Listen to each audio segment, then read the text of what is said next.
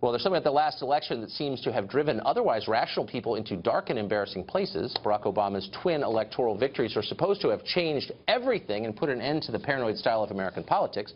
Obama was touted as living proof, as he himself often noted, that the arc of history bends towards something awesome, likely the permanent triumph of establishment liberalism, and almost everyone in Washington actually believed this was true.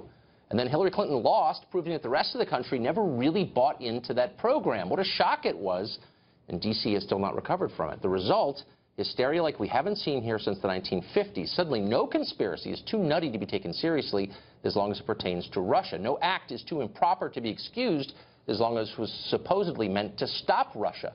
Extremism in the fight against Putin is no vice, suddenly. Well, the contortions can make your head spin. Just a month ago, the media told us it was absurd to say the Trump administration was spied on Trump, rather, Obama spied on Trump. Now they're saying it would be absurd not to spy on Trump. Susan Rice's decision to unmask her political enemies, far from a crime, they're now telling us, it was routine and necessary.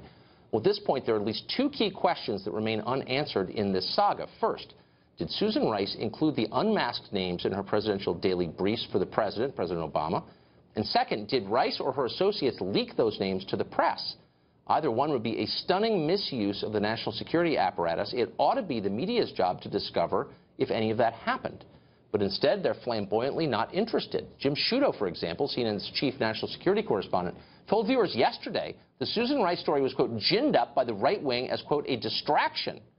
Well, of course, until 2013, Sciutto was a political appointee working for the Obama administration. He has every reason to defend his former co-workers, no matter what they do. The question is, why did CNN put him on this beat in the first place?